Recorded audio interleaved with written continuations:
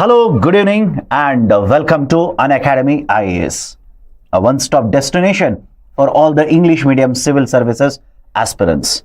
Welcome to the UCAN initiative, and in today's session, we will take up the current affairs articles which have come from the Indian economy in the last 10 days. Now, before I start the discussion, let's have a look at the list of the articles that I'm going to cover today.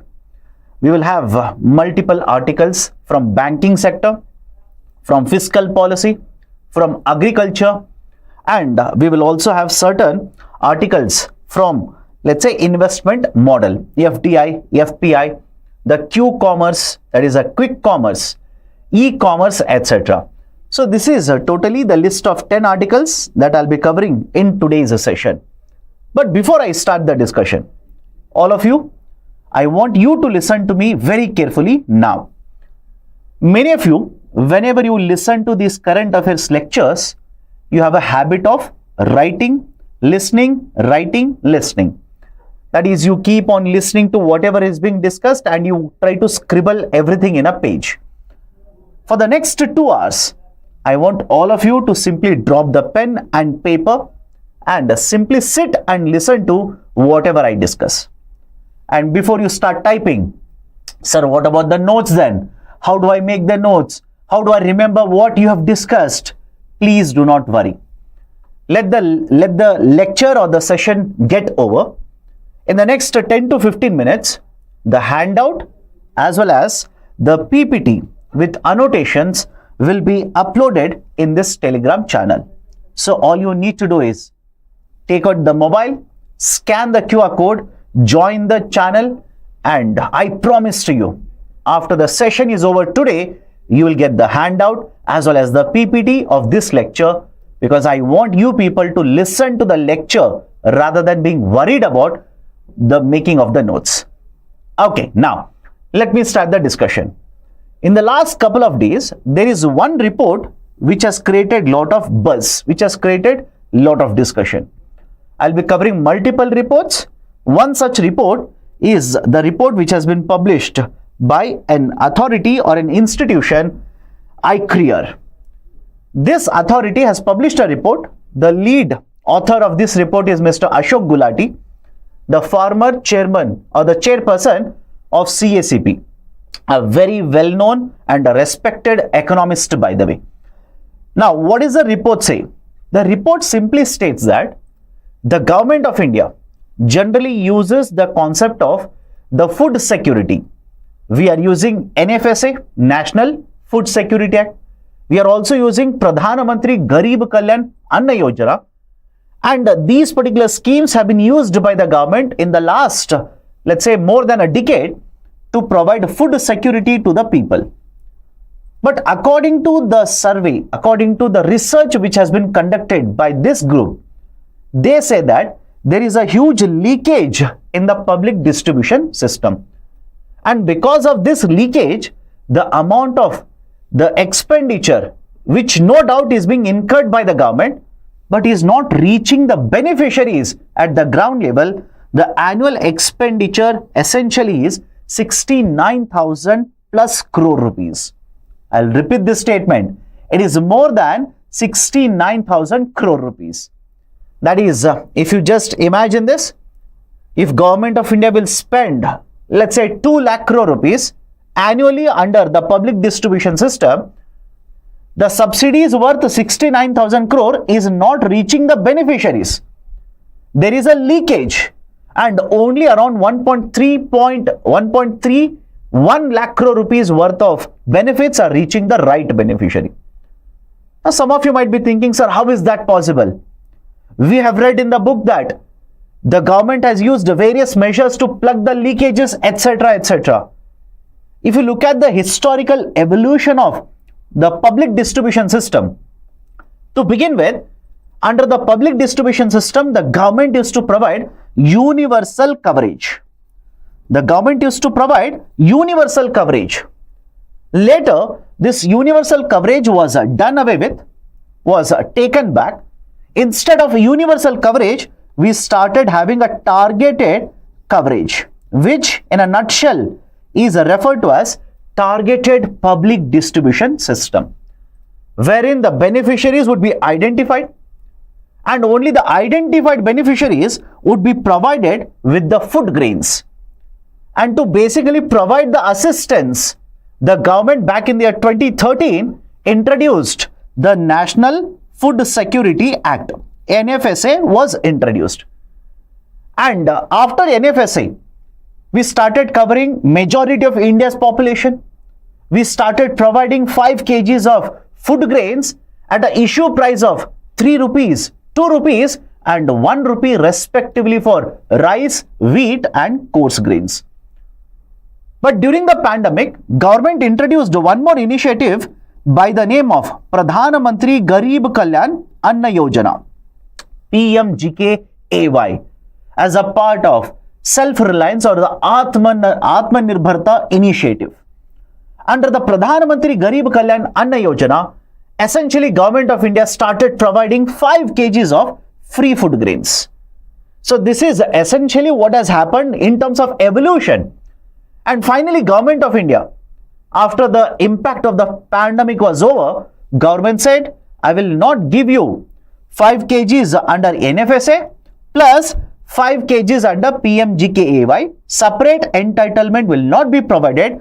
Instead of that, 5 kgs of food grains per person will be provided free of a cost.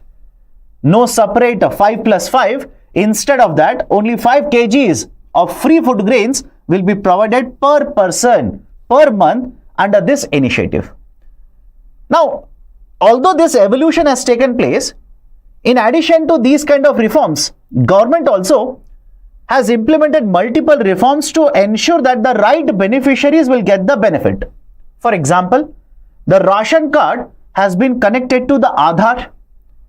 For example, when you go to a ration shop now, you can provide your Aadhaar credentials and essentially get the entitlement of 5 kgs. But then, how is that possible? There is a leakage. How is that possible that there is a leakage of around 69,000 crore rupees according to the survey which has been conducted by this agency? And by the way, before I tell you the methodology used by them, the government of India has given a statement saying that this methodology has a certain faults. There are certain drawbacks regarding the methodology used by this agency to arrive at the leakages of around 69,000 crore rupees. So now, what is the methodology which has been used by this agency? Let me tell you in a nutshell. Do not worry in detail. Do not worry about that. Understand in a nutshell. Central government, either under the centralized procurement or decentralized procurement, they will procure the food grain in the form of central pool. Now the food grains are offloaded. These are offloaded to respective states. That is essentially according to the number of beneficiaries, how many kgs of food grains have to be issued to the beneficiaries, that is offloaded to the respective states. Now what this agency has done is, on one side, how much is the food grains which has been offloaded by the center, they have taken the data, and on the other side, there is a survey which has been conducted by government itself, that is by Ministry of Statistics and Program Implementation by the name of HCES. All of you heard of this? HCES. HCES basically stands for Household Consumption Expenditure Survey. Now in the Household Consumption Expenditure Survey, what they have done is, essentially through the survey they have found out how much money do we spend on food grains, non-food commodities, etc., etc. That data has been collected. So what this agency has done is, how many kgs of food grains have been offloaded? There is one data set, and on the other side, they also have taken the data from the HCES, which also shows how much expenditure has been done by the households, how much consumption of food grain and non-food grains has been done by the households. By comparing both of these data, sets, they have found that whatever is the number here provided as a offloaded food grain is not matching with the food grains which are consumed under HCES. All of you able to understand? The methodology is a bit complicated, but let's simplify this. They are comparing how much food grains have been allocated to a state offloaded, and they are comparing that with how much is the data collected by the government and published by the government in the Household Consumption Expenditure Survey for 22 and 23. And by comparing the data, they are saying that both of this data is not matching, which means if 10 kgs are offloaded, but the Household Consumption Expenditure Survey simply says the households are consuming 5 kgs. It simply shows that 10 kgs and 5 kgs, there is a leakage of 5 kgs in the system. In this way, what they have done is they have calculated the leakages that are taking place in case of rice, in case of wheat, and according to this survey, have a look at this. According to this survey, 28% of the total food grains allocated or offloaded, 28% of the food grains which are allocated or offloaded, there is a leakage of this. There is a leakage of this, both in case of rice as well as wheat, although the leakage in case of rice is much higher compared to the leakage in context of, let's say, or in the case of wheat. So this is what the survey says, or this is what the findings by ICRIER basically show. And this 28% of the food grains, if you convert that into monetary terms, it comes out to be around 69,000 crore rupees. Now, what is the problem? If there is a leakage, then what is the problem? What is the issue? The issue the report says is that the government generally uses the concept of a public distribution system to say that they are providing food security. And now the findings show that all the food grains allocated are not reaching the right beneficiary.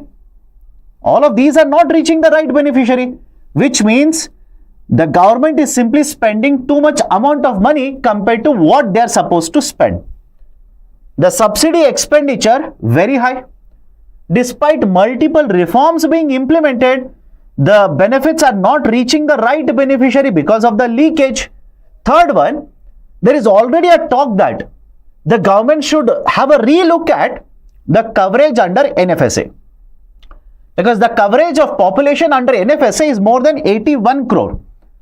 And according to NFSA, the law states that 2/3 of total India's population, I repeat, 2/3 of total India's population has to be covered under NFSA. So over a period of time, the subsidy burden on government of India has kept on increasing. The population also has increased, but the coverage has not changed. The coverage has to be changed, and that is where the recommendations of Shanta Kumar committee are mentioned in the newspaper reports. Even in the report published by ICRIER, they mention Shanta Kumar committee report. Shanta Kumar committee report was basically focused on restructuring or revamping Food Corporation of India. And that report mentions the same thing, that the coverage of population under NFSA is 67%. That's too high. We should reduce it to 40%. We should reduce the coverage to 40%, and at the same point of time, we should increase the allocation or the entitlement to this population. That will ensure that the beneficiaries who require more assistance will be provided with more of assistance of government, and by reducing the coverage from 67% to 40%, the subsidy burden on government of India can also be controlled. So these are certain very important points. Finally, what is the way forward then? What is the solution? Does the report provide any kind of a solution to the problem? Point number one, the report says that we need to evaluate the PDS coverage. We need to evaluate the PDS coverage. Like I already mentioned, Shanta Kumar committee says reduce the coverage, increase the entitlement. And one more very important point mentioned in the report is, right now the issue price for the 5 kgs of food grains, right now the issue price is 0 rupees. I hope all of you know this. When the NFSA was introduced, per kg of rice, 3 rupees was collected from a beneficiary. For a kg of wheat, 2 rupee was collected. That was called as a issue price. But now, Government of India is not even collecting a single rupee from a beneficiary. it has been reduced to 0 rupees. All the 5 kgs have been reduced to 0. But if you look at historical evolution of the food distribution programs, it was not always this way. It was not always this way. For example, when the targeted public distribution system was introduced, if you are a population which belongs to BPL, you are a beneficiary who belong to BPL, the amount of issue price was connected to the MSP price. You are supposed to pay 50% of the MSP. And if you belong to a population which is above poverty line and you are still getting subsidized food grains under the TPDS, you were supposed to provide a higher amount, 80%, 90% of the MSP. So earlier, when the government provided food subsidies, there was a mechanism that was implemented in the TPDS to ensure some of the amount, or let's say a lot of this expenditure is recovered. But nowadays, Government of India has reduced it to 0%. So what is the solution? According to this report, one, we need to have a relook at the population which is covered. And second one, why don't we divide the population according to income categories, income groups? The lowest 15% of the population in terms of income, we can provide the food grains at subsidized price. If you are a population which fall into 15% to 57% of the total income, you can be charged a much higher price. That is essentially a differentiated pricing can be used by the government to recover some of the expenditure. That is the first recommendation. Second one, can we try out the concept of a cash transfer? In fact, under NFSA, please remember this, under National Food Security Act, there is a provision. There is an enabling provision which says government, if they want, they can utilize cash transfers using the direct benefit transfer. In a nutshell, rather than me getting 5 kgs of wheat or 5 kgs of rice from a fair price shop, I can directly get, let's say, 5 kgs worth of subsidy transferred into my bank account. Can we try out the concept of a cash subsidy? This has been one of the recommendations of this report, and this was mentioned earlier in the Shanta Kumar committee report as well. But before you come to a conclusion, yes sir, cash subsidies are much better because they will provide a freedom.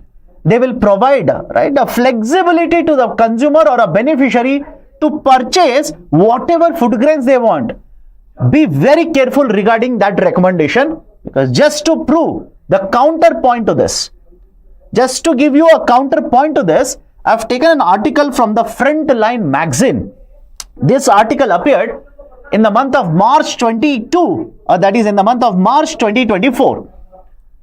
And this article lays down what was the problem regarding the cash subsidies scheme that has been implemented by the government to provide the food subsidies to the population of Puducherry. The benefits are simple. Rather than always getting 5 kgs of rice, this month I might want to purchase oil, that is cooking oil. I might want to purchase pulses. That kind of flexibility is not provided under NFSA when 5 kgs of food grains are simply allocated to me. But instead of that, the union government has tried out this model, that is a cash-based subsidy model under DBT in Puducherry, a union territory. And what have been the findings? Point number 1, the amount of food grain subsidy is being transferred into the bank account of male head of the family. The male head of the family. When the amount is transferred, many of the women have complained in the survey that has been conducted. This person who has received the food grain subsidy, rather than using this for purchasing a food grain, has used it to purchase alcohol. That's a problem. Second problem, the amount of subsidy which has been provided for multiple years has remained same, but the price of the food grains has kept on changing, has kept on increasing. Who is going to adjust the price of the amount of subsidy now? There is no adjustment. In many of the cases, the beneficiaries, the account holders are saying, there is a delay in providing the food subsidy into their bank account. Rather than providing in the first week, if the government will provide this money in the third week, don't you think you are in trouble now? You are a beneficiary who wants to use this money for purchasing food grain in the first week. But the government will transfer this in the third week with the delay. And if the bank account is dormant, you are not able to withdraw the money because the bank account or the bank is very far away from your village, etc. All of these will effectively limit the component of, or let's say the concept of ensuring cash transfers under DBT for food subsidies. So when you give these kind of recommendations, be very careful. The studies which have been conducted in the pilot projects do not suggest that the cash subsidies under DBT can work very efficiently. Third one, can you use technology to address the issues of inclusion and exclusion? That is, can you use a facial recognition to basically identify whether this is the right beneficiary or not a right beneficiary, exclude them, ensure leakages will be much lesser. And finally, can we use the FPS, fair price shops to make can we use this to provide more and more nutrition to the beneficiaries?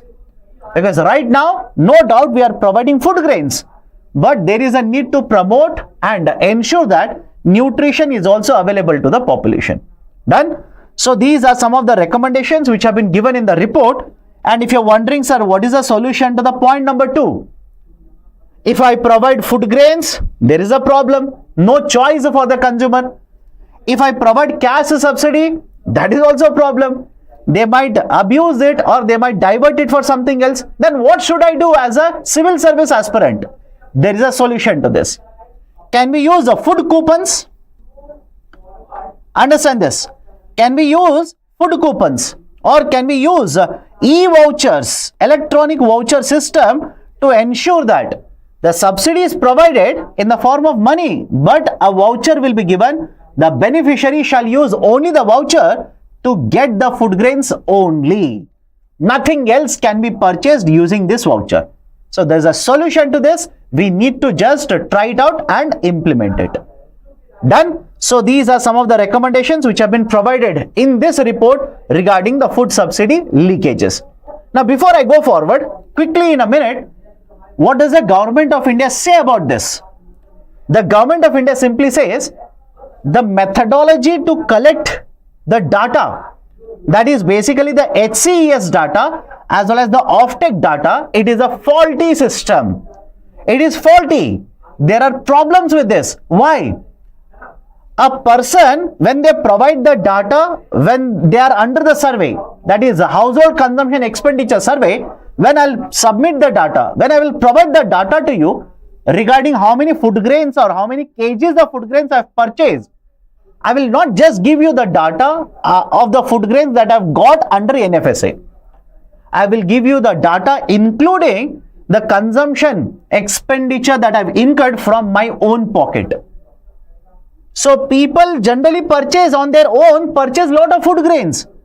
And all of that is represented in the HCES data. So how can you simply take HCES, compare that with offtake data and say this is the amount of leakage? That's the reason Government of India says this methodology is faulty. Findings are faulty. There is no way to find out what is the leakage right now. This is the viewpoint of the Government of India. Done? Okay. So based on the discussion that I've had, take 40-45 seconds, solve this question. I will tell you what is the right answer.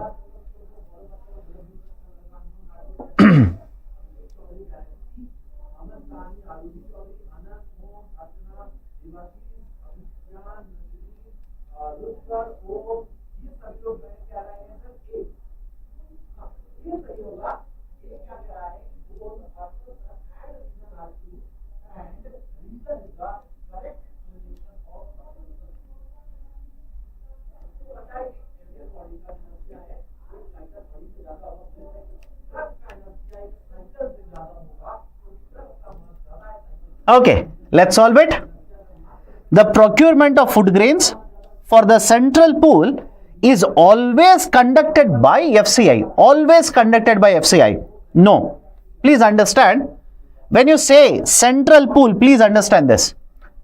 The Food Corporation of India can directly procure. That will be part of central pool. Under decentralized procurement, state agencies will procure, give it to FCI, and FCI will simply take the food grains, add it and count it as a part of central pool. So first statement wrong. The center's food subsidy bill has consistently increased in the last 5 years. Absolutely wrong. Please do check out this data. Trend-based statement. During the pandemic 2021, the food subsidy bill of Government of India was very, very high. Because at that point of time, NFSA plus PMGK-AY were implemented separately. But after that, the PMGK-AY has been brought under NFSA. Obviously, the food subsidy bill very recently has come down. So, second statement is also wrong. Right option for the question is option D. Both of the statements are incorrect. Okay, done. I've given a descriptive question also. There is a need for the government to move away from the current grain-centric approach to enhance dietary quality and nutritional outcomes across the population. That is, again, some of you might simply say, so statement is so technical. From where have you written this statement or taken the statement? I have taken the statement from the report itself.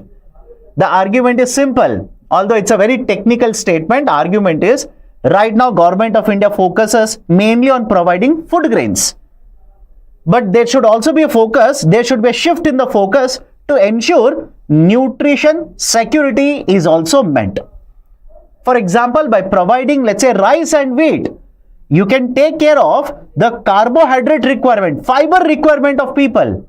What about the let's say, protein requirement, fats requirement, etc. So we need to properly shift to a concept where nutritional security will be the focus, not just food security. Okay. So that is a statement. Use the knowledge or use the concepts that you have learned to elaborate on this. Okay, let me go to the next article. Next article, I'll be clubbing multiple articles which have come in different newspapers. One article, CAIT. There is a Confederation of All India Traders which has published a report. We will understand what are the concerns raised. There is one more issue very recently which has been raised. Enforcement Directorate has conducted investigation against the largest e-commerce companies in India, Flipkart, Amazon. There is some investigation which has been conducted. What are the findings? What is the use of those findings? What is the connection to UPSC? We will understand in a minute. Now, point number one, all of you heard of quick commerce? Q-commerce essentially means quick commerce. Quick commerce in a nutshell means whenever, whatever you order, if it can be provided to you, generally in a duration of 10 to 30 minutes. Again, in some cases it can be 7 also, 8 minutes also. So 10 to 30 minutes, if this can be delivered to you, this is called as a quick commerce. Sir, any example of a quick commerce? I'm pretty sure a lot of you will be using this particular app, Zomato, correct? Instamart, Blinkit, all these are the examples of quick commerce companies in India. Now, what is the concern which has been raised by the Confederation of All India Traders? Their arguments are very simple. They are alleging that the quick commerce companies are violating the rules, regulations and the act. The quick commerce companies are violating multiple provisions, multiple rules as well as the laws under multiple acts. For example, have a look at this. Whenever you talk about foreign direct investment, there's a term called as foreign direct investment. Whenever you talk about foreign direct investment, FDI is used to create assets in India. FDI should be allowed to enter into India to invest and create physical assets. According to the report which has been published by CAIT, if you observe this particular table, you will realize that no doubt the quick commerce companies have received a lot of FDI in recent times. According to the report, they have received 54,000 crore plus amount of investment in the form of foreign direct investment. But most of this FDI, they have not used it to create assets. They have not used it. Rather, what they have done is, they have practiced a certain policies, they have implemented certain policies through which they are trying to acquire majority market share. And one of this particular practice is to ensure that they will kill the competition. And for them, the competition is not the other quick, in addition to the other quick commerce companies, it is mainly the Kirana stores. It is mainly the Kirana stores. The Kirana stores, essentially the mom and pop stores, the neighborhood stores, they are a very big competitor to the quick commerce companies. So how can you kill this competition? The authority or the confederation says that these companies have attracted a lot of FDI, used the FDI to basically provide discounts. They have used this FDI not to create assets. They have used this FDI to basically provide huge amount of discounts. What you can get in a grocery shop at, let's say, 20 rupees or 50 rupees will be provided to you at a discount of 5%, 10%, 20%, or even for that matter 30%. This is called as predatory pricing. Remember this particular term. This is called as predatory pricing. So the allegation is that these quick commerce companies are bringing in lot of FDI, but they are not using it to create asset, and to prove that they have given the calculations here. Out of more than 54,000 crore rupees of FDI brought in by these three companies, hardly around 1,300 crore rupees. I repeat, hardly around 1,300 crore rupees has been used to create assets. And a large chunk of the FDI has been used to essentially provide the subsidies, and that is observed in case of operational losses. Because you take the FDI money, because it is money, either for asset or operational purposes, it is money. So you have used this money to provide lot of discounts, and to bridge the losses, you have brought in FDI. Right, so that is a very important criticism here, or let's say an issue raised. And why is this an issue? According to the FDI guidelines, FEMA guidelines, they are not supposed to do this. When you accept FDI, you cannot use FDI to take care of your, right, let's say operational losses. You will have to use it for, let's say, holding the cash or essentially creating the asset. So they are violating the guidelines, right? So one, funds are used for covering operational losses. Second, entering into exclusive deals with preferred sellers. There is this term called as a preferred seller. Preferred seller are the ones which are promoted, sponsored by these quick commerce companies. If you open the app, you will generally see certain products being, right, let's say rated very high, certain products being sponsored by the seller, certain products being very high in terms of search. If you search, suddenly these products will pop up and many other companies' products will be listed much below. These are called as preferred sellers. The criticism is that they have entered into agreement with the preferred sellers, and right, basically they are promoting their products. And why is this a problem? My dear, please understand this. If a quick commerce, or even for that matter e-commerce, that is also criticism there. If they will enter into agreement like this and they will promote only my product, don't you think other companies will not be provided, let's say, a competitive stage here? There is a biased approach.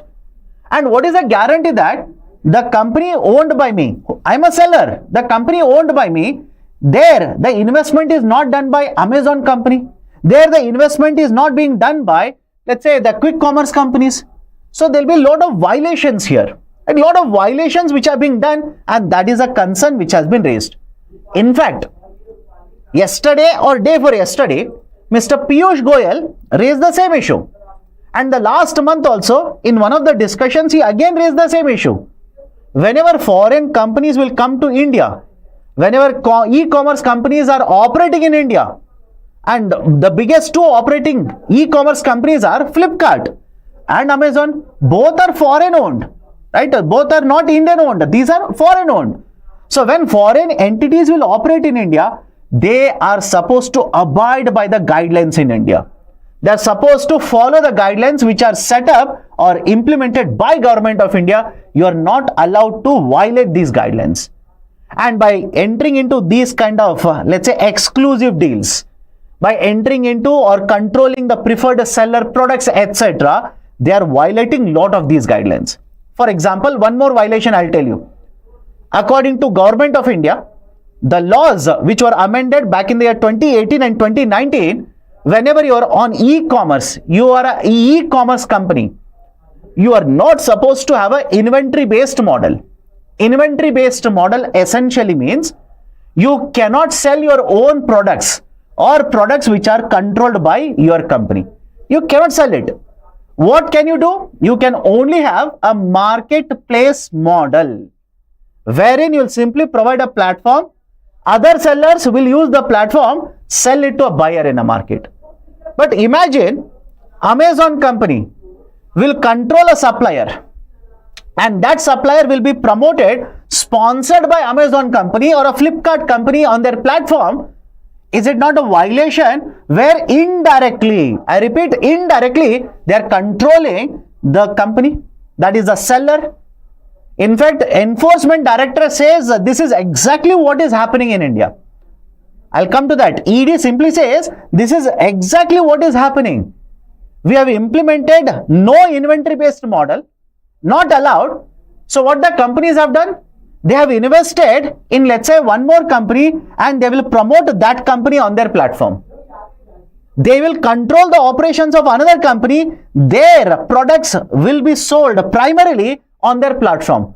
So directly they are not promoting, directly they are not selling their product, but indirectly through controlling, through a control in the supplier company, they are basically having a type of an inventory based model.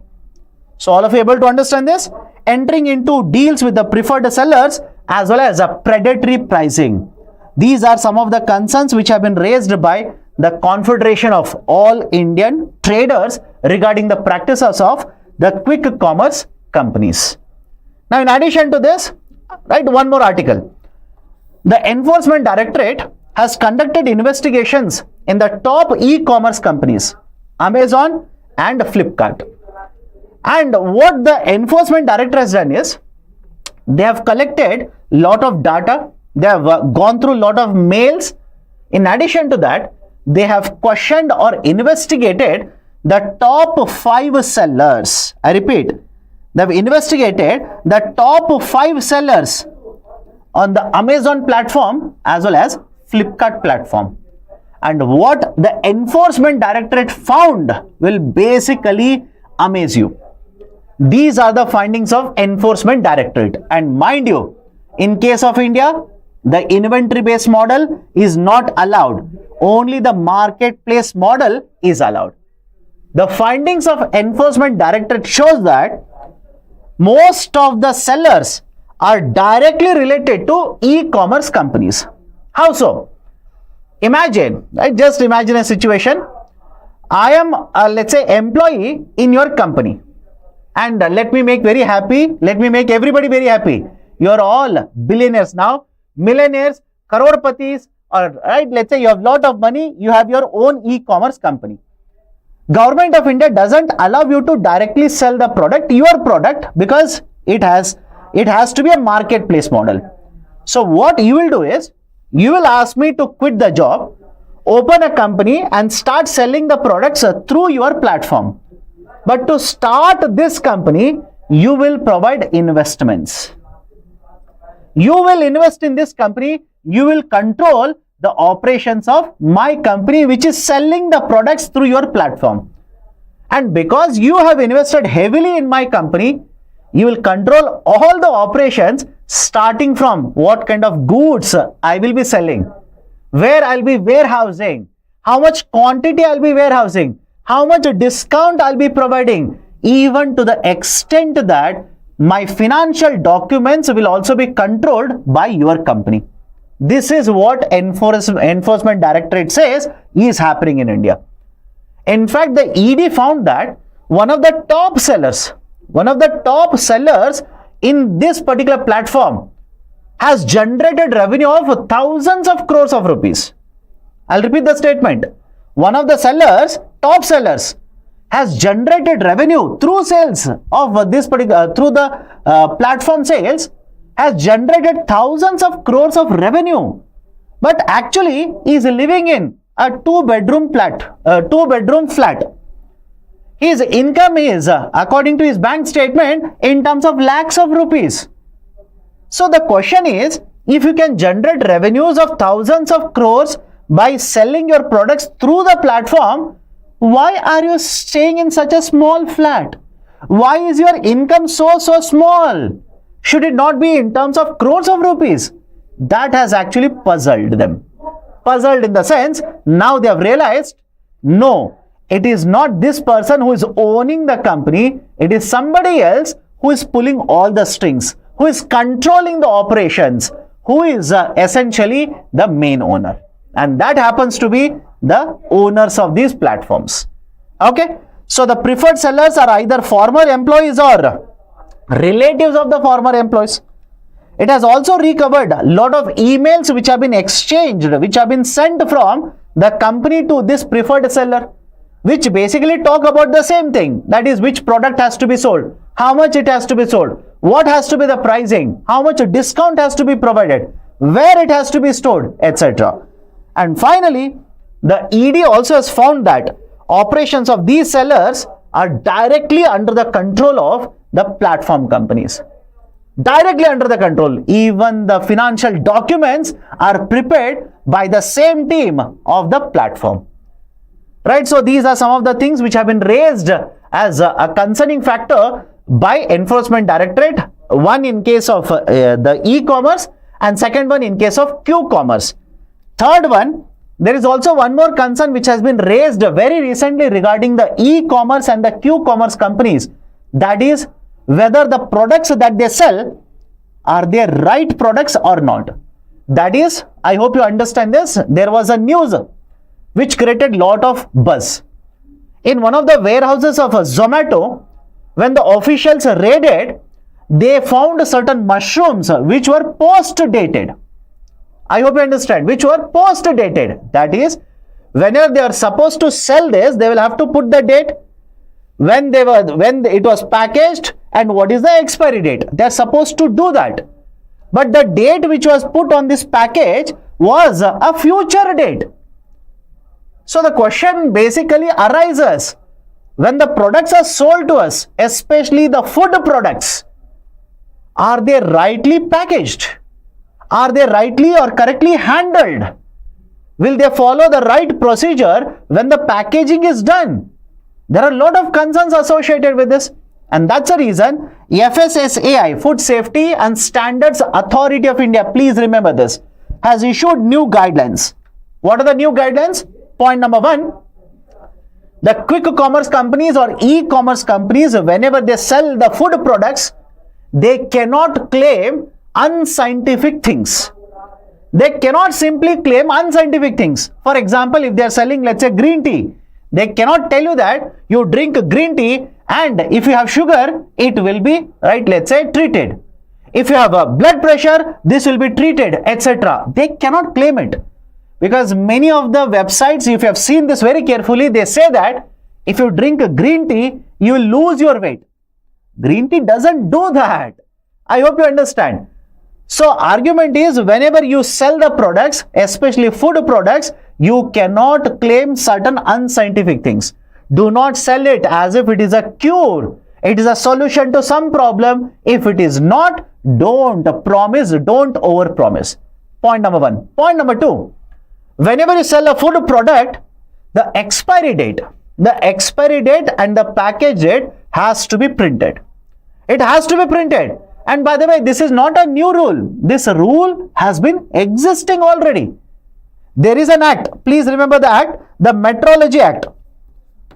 Right? The Metrology Act. Under the Metrology Act, whenever the food, let's say food products are sold to us, are provided to us, what is the expiry date? What is the package date? That has to be printed on it. And many of the companies don't do this. Many of the companies basically violate this provision. Now, the FSSAI says that whenever the product is sold, you'll have to ensure this is there. And second, when you deliver the product from the date to the expiry date, there should be minimum 45 days gap. From the date of delivery to the expiry date, there should be at least 45 days or at least 30% of the time period. That is, for how many days this is correct, at least 30% of the time period should still be existing for the product that you have delivered. So these are the new guidelines which have been announced by the Food Safety and Standards Authority of India regarding the operations of the e-commerce and the Q-commerce companies.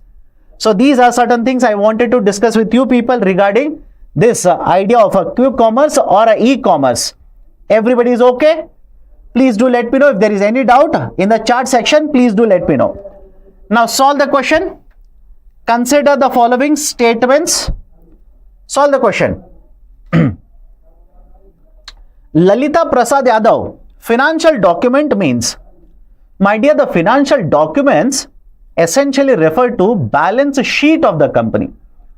Balance sheet will provide information regarding assets and liabilities. There is an income statement of the company that will provide information regarding expenditure and revenue. These are called as financial documents. Okay, let's solve this. 100% FDI is allowed through automatic route under inventory based and marketplace model in e-commerce. Wrong. The Legal Metrology Act, I've told you this, the Legal Metrology Act mandates that the Q-commerce companies must provide expiry dates on the products. Yes, this statement is true. Right option is option B. Only second statement is correct. Please make a note of this when the handout is given to you. It is mentioned there. When you download the handout, please make a note of this. Remember this. Suddenly UPSC can ask you about this in the preliminary examination. Okay. Now a descriptive question as well. The FDI in e-commerce promotion at the same time is killing the competition. Okay, FDI in e-commerce promotes at the same time is also killing the competition. Discuss the benefits as well as the concerns related to FDI in e-commerce in India. Elaborate 15 marker question in 250 words. Okay. So I hope you understand. In a nutshell, I have covered around 4 to 5 articles now. Don't simply say, sir, Q-commerce and e-commerce you have covered for such a long duration. I have covered multiple articles from multiple newspapers. And my intention always has been that I know most of you read the Hindu newspaper. I know. You will swear by it. That you will simply say, sir, I have read Hindu newspaper. But my dear, based on the articles that I am discussing, do let me know. Just only reading Hindu newspaper, are you not missing lot of current affairs from Indian economy? That's the reason whenever I take these current affairs classes, my endeavor always has been to cover articles from different newspapers. Okay, now let me go forward. State Finance Commission. Right, couple of articles. One, there was a report by CAG, Comptroller Auditor General. Second, there was one more report by Reserve Bank of India. And third, there was let's say a convening or a grouping that was conducted, right, a conclave that was conducted of state finance commissions. Now, what are the important points? Please listen carefully. Right, listen carefully. Back in the year 1992, Government of India introduced concept of 73rd Constitutional Amendment Act. 73rd as well as 74th. I'll go to 74th later, don't worry. Under the 73rd Constitutional Amendment Act, we introduced a provision in the Constitution of India, Article 243I. Okay, Article 243I.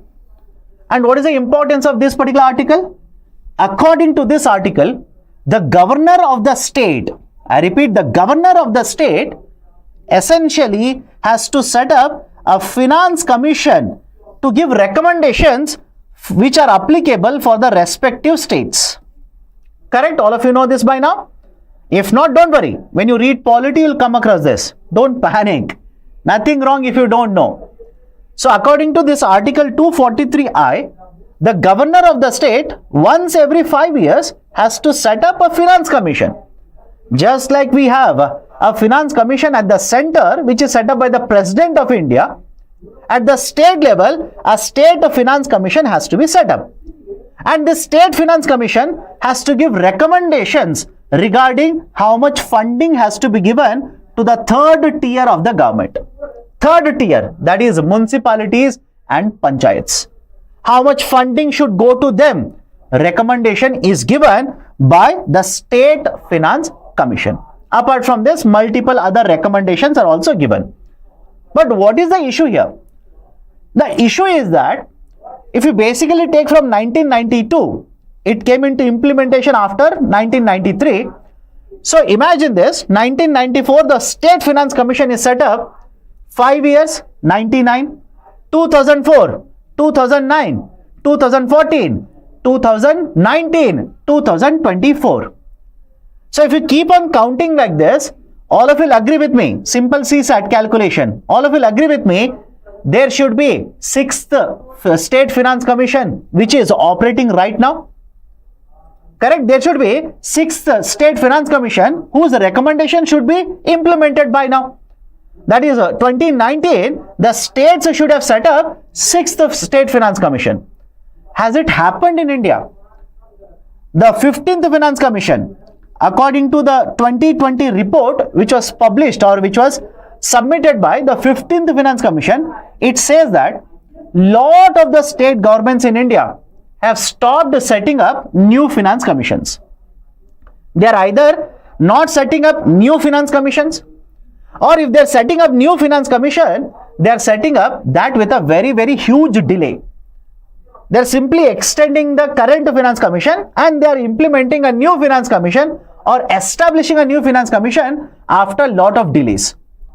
For example, the 15th FC report says that only around 15 states, I repeat, only around 15 states in India have either a 5th State Finance Commission or a 6th State Finance Commission. And mind you, this was back in the year 2020. And many of the other states are either at the 2nd State Finance Commission or at the 3rd State Finance Commission. And if you're wondering, sir, what is the problem? If the state is not setting up finance commission, what is the problem? My dear, one of the concerns that we always talk about the local bodies is that they do not have sufficient resources. Correct? All of you will agree with me? They do not have sufficient resources. By 2040 and 2050, we expect a lot of population to be residing within the cities in India. That is in urban centers in India, urban parts in India. If the cities or the urban, let's say municipalities, urban is nothing but municipalities. If the municipalities doesn't have or do not have sufficient financial resources, sufficient powers, sufficient funding is not there for them, development of projects would be affected. So there is a problem here. You need to set up multiple state finance commissions once every 5 years. You need to set it up. But many of the states are not doing this. And that's the reason, right? Remember this. The 15th FC stated that after the recommendations, right? After the recommendations were submitted, after 2024, if the states do not set up the State Finance Commission, the funding assistance based on the recommendations of the FC should be stopped, which go from center to states. I'll repeat the statement. Do let me know if there's a problem in the chat section right now. The 15th FC report says, if the states do not set up a new finance commission, the center is providing assistance based on the recommendation of the finance commission, that assistance should be stopped. This assistance should not be given to the states which do not set up the State Finance Commission. And not just this, the 15th FC report also mentions that there are certain problems. Because you just don't set up a finance commission and ensure that, right, everything will be very nice. No, there are certain problems. It is not just implementation in law, it is also implementation in letter and spirit. Meaning what? Let me give you one example. I'll tell you, you want this mobile? Take it. Okay?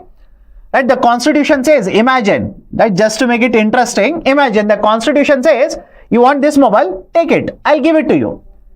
But what will be the use of the mobile if I do not give you the pin to this? Think of it. If I don't give the pin to this, what is the use of this mobile? I will hand over my car keys to you, but I will not tell you where the car is there. What is the use of that? In the same way, it is not just sufficient that the state government will set up a finance commission. The role is not over here. The duty is not over. Now, you'll have to allocate office space to that. You'll have to appoint people to the State Finance Commission. You'll have to allocate certain funds for the State Finance Commission to operate. Because in multiple states, it has been seen that the Finance Commission is set up, announcement is done, but they don't have office space. They do not have sufficient funds to take care of operations. They want to submit report, but the latest data, granular data, based on which they can submit the report, the data is not shared with the State Finance Commission.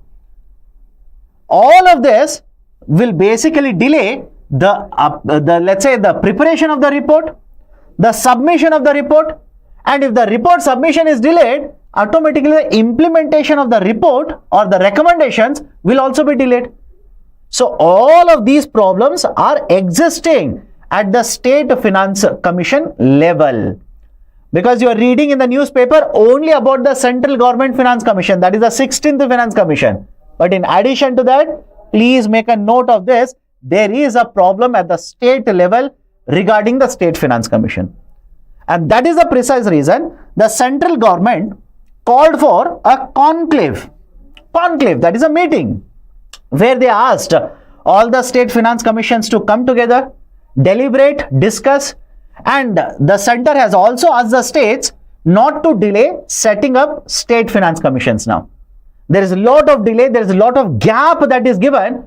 The state governments should be setting up the State Finance Commissions once after every 5 years so that the recommendations are provided on timely basis and the recommendations are also implemented by the state on timely basis to ensure proper flow of the funds will take place to the third tier of the government. Okay, so this is one article regarding, right, let's say PRI or Panchayat Raj institution. There is one more article. A CAG report has been published on urban local bodies. A CAG report has been published on ULBs, urban local bodies. What does the report say? Let me explain to you. According to the 74th Constitutional Amendment Act, there are around 18 functions which are supposed to be devolved, which are supposed to be given away by the state government to municipalities. These are supposed to be given away by the state to urban local bodies. Sir, examples, I have given you examples here. Have a look at this. Regulation of land use, construction, water supply, planning for economic and social development, etc. These functions, 18 of these functions, according to the 74th CAA, these are supposed to be handed over to the municipalities or urban local bodies. The CAG report says that out of 18, 17 have already been done. But although 17 have been transferred, again the CAG report says there is a problem in terms of administration at the municipality level. Why? You have transferred the powers to the municipalities. They do not have sufficient resources to take care of it. According to this CAG report, please remember this, and all of this is there in the handout, don't worry. 18 states are right catering to 241 million people, that is ULBs in these 18 states are catering to 241 million people. But the resources that they have compared to their expenditure, it is very, very short. The expenditure requirements are very high, but the amount of money that they have is very less. And if you're wondering, so from where does the urban local bodies get their money? According to multiple reports, they will get the money from the state government, from the central government. They will have their own resources to generate revenue, and in addition to that, the urban local bodies also borrow from the market. I'll come to borrowing in some time, don't worry. They will borrow from the market. So 18 states, in these 18 states, the ULBs take care of 241 million population. But the amount of money that they have falls short of by 42%. There is a shortage of 42% of their expenditure when they collect the money in the form of revenue. Such a huge gap. And whenever you allocate, right, let's say funds, and if they do not have sufficient amount of funds, automatically their operations would be affected. Their reliance on the borrowings would be much, much higher. But more importantly, have a look at this. The amount of resources that they need, let's say officials that they need to hire and use them for, or use these officials for the implementation of the project, there will be a huge delay in regards to this. And that's the reason the CAG report says that in case of these states, it has been found that 37% of vacancies are there. 37% of the vacancies are yet to be filled in these municipalities. So one, you do not have sufficient resources. Powers have been transferred, but not in letter and spirit, right? Just only in letter the powers have been given, but not in spirit. You still lack a lot of these powers to implement and collect revenue, etc.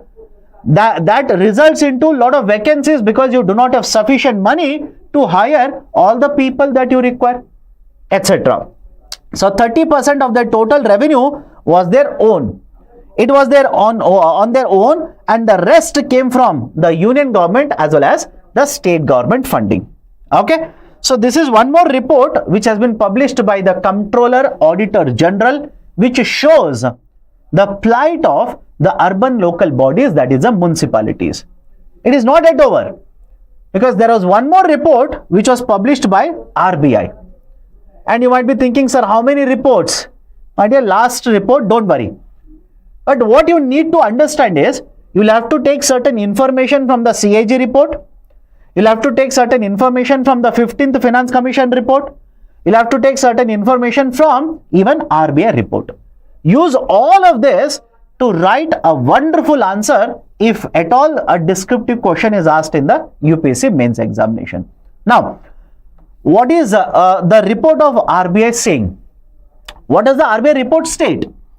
And please have a look at this.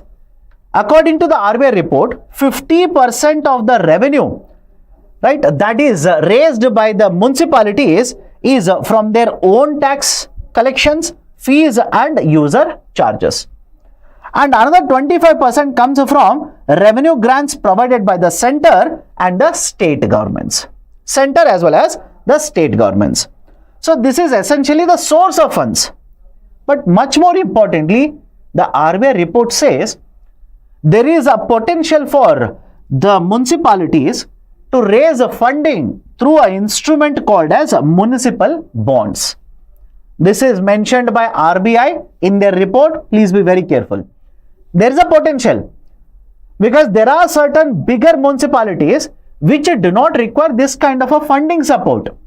For example, Navi Mumbai, that particular municipality or the Greater Mumbai has a huge amount of assets. They have their own huge amount of assets. They do not require assistance from somebody else, and they will not find it difficult to raise loans or borrow from the market. But what about smaller municipalities in India? They do not have sufficient revenues to begin with. They do not have sufficient assets also to begin with.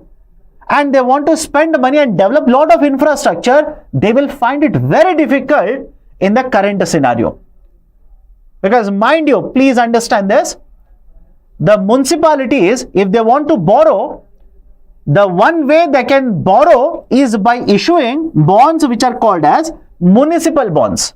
These are also referred to as muni bonds, municipal bonds or muni bonds. But the problem with case or with the muni bonds is that The Muni bonds do not provide or do not carry any kind of sovereign guarantee. This is the point number one. They do not carry any kind of sovereign guarantee. Sir, what do you mean by sovereign guarantee? The government doesn't guarantee if the municipality fails, government doesn't guarantee the repayment.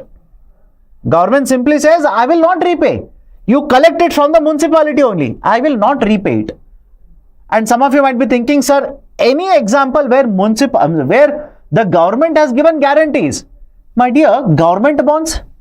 Or for that matter, let me take another current affairs example, MTNL. MTNL last year had borrowed certain amount of loans. The guarantee over the loan was given by Government of India. There was a sovereign guarantee on this loan. And MTNL did not have sufficient amount of money, they defaulted on it. MTNL did not pay it.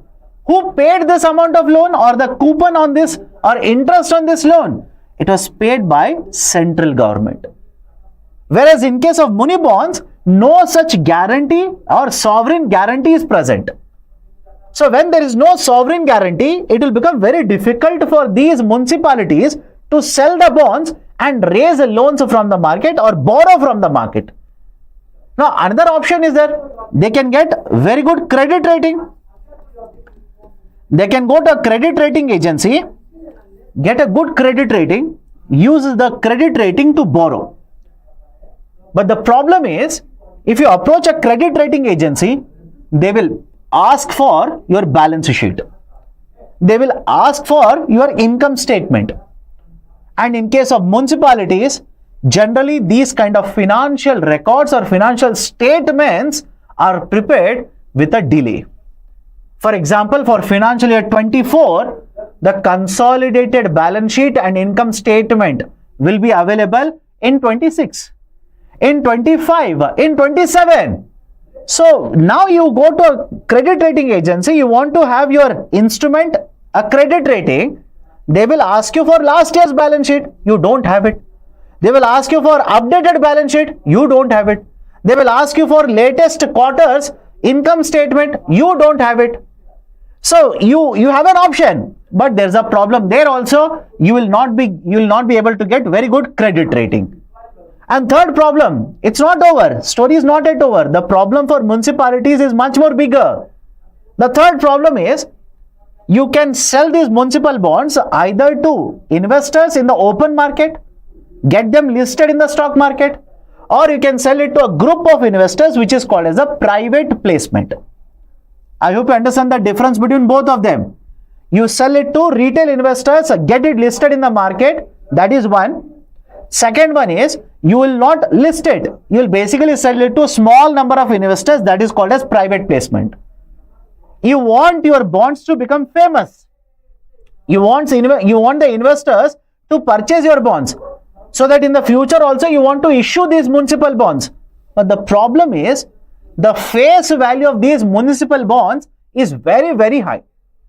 The face value of municipal bonds is 10 lakh rupees. Mind you, it is 10 lakh rupees. That is, you want to purchase one municipal bond, 10 lakh rupees you have to pay. That's a face value. Me and you, we are Aam Aadmi. We are Aam Aadmi. We want to invest in shares or bonds where prices are 100 rupee, 200 rupee, 300 rupee, etc. But here is a bond, municipal bond. Face value is 10 lakh rupees. Lot of the investors generally stay away from municipal bonds because of this. So no sovereign guarantee. Difficult to get a credit rating. Face value is too high. And these are the things why the municipal bond market in case of India even today is not developed. It is very nascent. It is not well developed. For example, RBI report itself says 0.09% of the total value of corporate bonds is in the form of municipal bonds. I reiterate this point. 0.09%, that is less than 0.1% of the total value of corporate bonds in the market is municipal bonds. And the concept of a municipal bond is not new in India. Remember this, it's not new. The first municipal bond was issued by Bangalore municipality even before 2000. Even before 2000. So it has been more than 20 years since the model of municipal bonds is there in India, but it is yet to be developed because of these kind of issues. So RBI says one way for the municipalities is to focus on the municipal bonds, issue the municipal bonds, raise the funding. Apart from this, RBI report also says municipalities are falling short in terms of collecting revenue in the form of property taxes. Why don't we use the technology to conduct surveys to collect the right amount of tax revenue, especially the property taxes? So these are some of the recommendations which have been provided by Reserve Bank of India in the context of the, let's say, underperformance of the municipalities in terms of raising their own revenue and what is the solution to this particular problem. Done? Okay. So these are certain things. I've given a question on this MCQ. Let's solve this. But before you start solving, if you've got any kind of a doubt, any kind of a problem, etc. regarding this point or this topic, please do let me know in the chat section. Let's start. Consider the following statements regarding muni bonds. First one, the muni bonds carry sovereign guarantee.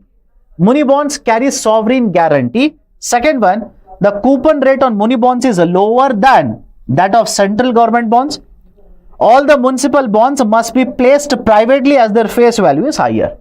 How many of these statements are true, are correct? Please do let me know. Okay, is it option A, only one, only two, only three, or none of these statements? Let's start then. Okay, some of you are saying A, some of you are saying D, right? Okay, let's start. The muni bonds carry sovereign guarantee. Absolutely no. They do not carry any kind of sovereign guarantee. The coupon rate on muni bond is lower than that of central government bond. No. Because central government bonds are much safer compared to muni bond. So obviously risk in case of muni bonds is higher. So coupon rate has to be higher. Third one, all the municipal bonds must be placed privately as their face value is higher. Again, no. You can go for a listing or you can go for a private placement. Right option for this question will be option D. Those who have not chosen option D, congrats, you are absolutely right. UPSC lover Ishwar, any way forward for muni bond? My dear, many experts along with RBI also say this, that you will have to reduce the face value. Reduce the face value. You cannot try to sell these particular bonds at a face value of 10 lakh rupees to retail investors. You will not purchase, I will not purchase. I want to purchase multiple instruments within the limited amount of money that I want to invest in a bond market. I will not purchase one bond worth 10 lakh rupees which doesn't even have a sovereign guarantee.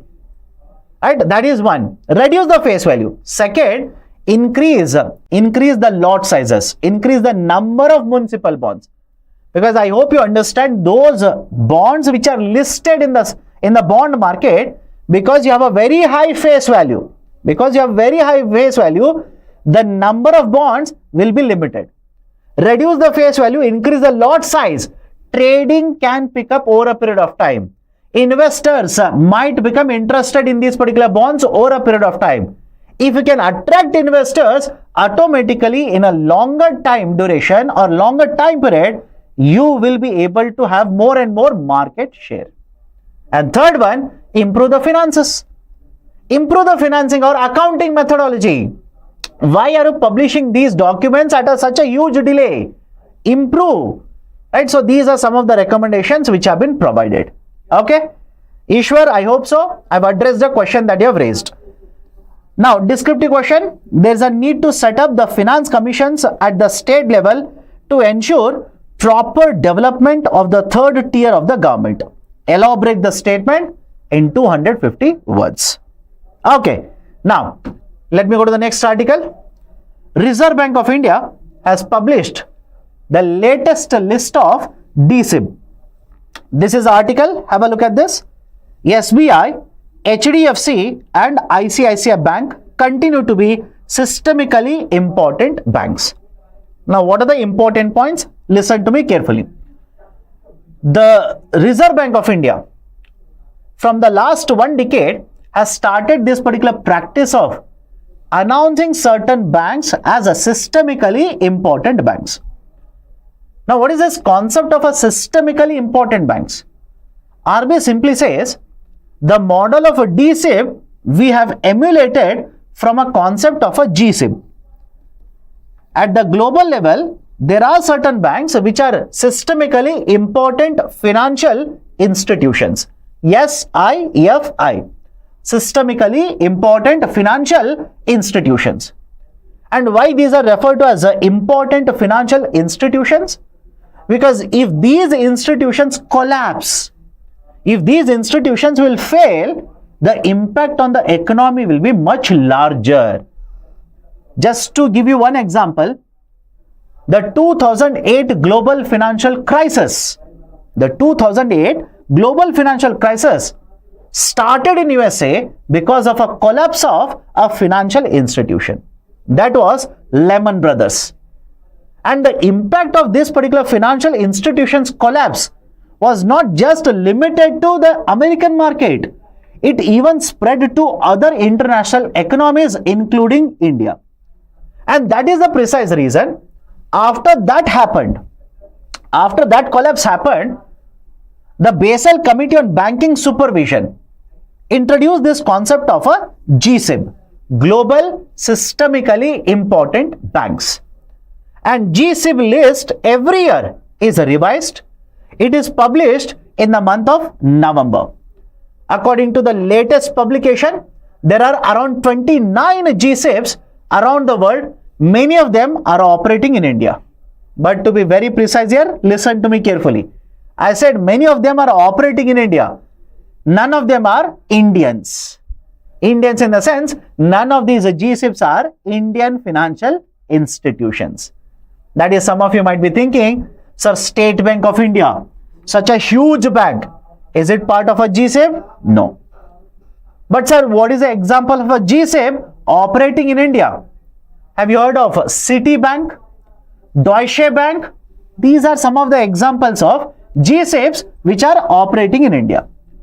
So we have taken this model of a GSIB which was proposed and implemented, and we have made an Indian version of it, because the Basel Committee says all the countries will have to have their own systemic important banks. They should also have their own systemic important financial institution list. So following that guideline, Reserve Bank of India annually keeps on publishing the concept of DSIB, Domestic Systemically Important Bank, DSIB.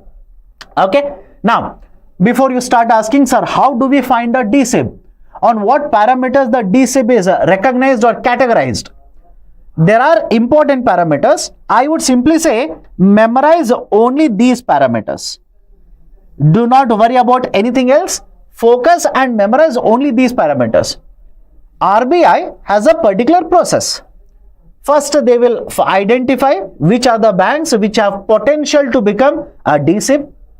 And from that, based on their, let's say, performance in multiple indicators, parameters and sub-parameters, we will publish a list. And as of now, the SBI, which was identified, last decade, the HDFC, ICICI, all of them are identified last decade itself. In the last decade, the same 3 banks have continued to remain in the DSIB list. So the 4 parameters on which RBI will decide which is a DSIB is: 1, size of the bank, the interconnectedness, the substitutability, and the complexity of the system that they are using. So essentially these 4 parameters, please memorize them. These are the 4 parameters which are used by RBI to identify which is a DSIB and which is not a DSIB. And whenever you talk about the size parameter here, if the size of the assets held by the bank, or if the size of the bank is more than 2% of GDP, generally it is considered as a DSIB. Okay, it is considered as a DSIB, Domestic Systemically Important Bank. Now, once you have identified a bank as a DSIB, what will happen? Next point is, once the bank is identified as a DSIB, these are categorized into one of the 5 buckets. Right? I'll repeat this. These are categorized into one of the 5 buckets. Although I'm showing you the report, or let's say pictures of the report, do not memorize the complete pictures. Not at all relevant. So basically right now the State Bank of India has been categorized in the 4th bucket, HDFC in the 2nd bucket, and the ICICI in the 1st bucket. In a nutshell, as the importance of this systemically important bank improves or increases, right, it will be shifted to upper bucket like this. Right, so out of 5 buckets, the highest bucket is given, or the allocation of SBI is there in the highest bucket, that is the 4th bucket. It is yet to be shifted to the 5th bucket, and there is no bank as of now in India in the 5th bucket. Now, what is the importance of being classified into these buckets? As you are classified into a higher level or a higher bucket like this, it means now RBI will impose more conditions on you to ensure you will not fail. Simple. Because you are much more important now, RBI will impose more conditions on you to ensure that you as a financial institution, you will not fail now. Right? Now, look at the parameter here. RBI simply says, ICICI, which is classified in the 1st bucket, they will have to maintain an additional capital equity, common equity tier 1 of 0.2%. The HDFC will have to maintain the CET1 of additional 0.4%. SBI will have to maintain additional CET1 of 0.8%. Now, before you type, sir, what is CET1? I've never heard of it. Under the Basel guidelines, there is a concept called as capital adequacy ratio. That is, you as a bank will have to maintain a certain amount of capital, that is money, which you can use to absorb losses. You will incur losses. You are a bank. You will incur losses. To absorb the losses, you will have to maintain certain amount of capital. That is called as a capital adequacy ratio. The capital adequacy ratio is made up of 2 components. One is called as a tier 1 and the other one obviously has to be called as tier 2. Tier 1 and tier 2. And within tier 1, there are 2 more components. I'll write it so that you are not confused. Basel 3. Under Basel 3, there is capital adequacy ratio. The capital adequacy ratio is a sum total of tier 1 and tier 2. Again, when I say ratio is sum total, the formula is different. Don't worry. The total capital maintained is a sum total of tier 1 plus tier 2. Now, within tier 1, I said there are 2 components. One is called as the common equity tier 1, CET1, and the additional tier 1, AT1. This common equity tier generally, what does it represent? It represents a certain amount of equity capital that has been raised by the bank. Meaning, a bank will sell the shares, collect money. This is equity capital. So, the CET1 basically consists of this kind of a equity capital. So, when you are a bank who is identified either in bucket 1 or bucket 2 or bucket 4, you will have to maintain additional CET1 capital. You will have to maintain additional CET1. Additional meaning, as such, under Basel guidelines, you are supposed to maintain certain amount. You are supposed to maintain certain capital. That is, in a nutshell, under Basel 3 guidelines, I hope all of you have read about this. Under Basel 3 guidelines, you are supposed to maintain 11.5% of the capital. That is 11.5% capital of risk-weighted assets. So, in addition to that, now you will have to maintain more capital. That is essentially the concept of the DSIB here. So, I hope all of you have understood this. Slightly technical, I know this, but those who are watching now and those who will watch it later, please do let me know. All of you have understood the concept of a DSIB, and do you know the concept of a Basel guidelines? Because without knowing the idea of a Basel guideline, what is a tier 1, what is common equity tier 1, what is a tier 2, etc., very difficult to understand this.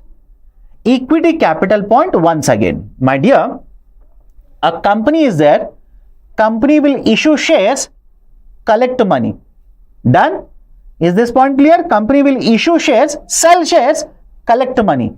That is called as equity capital. Now, instead of a company, can a bank do this? Think. Instead of the company, can a bank do this? Of course, yes. Banks also issue shares in the market, collect money. That money that they collect by issuing shares is essentially equity capital. Is it okay? Everybody is okay? Right, so DSIP, how many are there right now? 3 DSIPs are there in India. Any of Indian institutions a part of a GSIP? As of now, no. But multiple GSIPs are operating in India. Remember these particular points, okay? Now, based on this, I've given an MCQ. Let's solve this. Consider the following statements. Okay, 3 statements I've given. Take 40-45 seconds, then I'll solve it.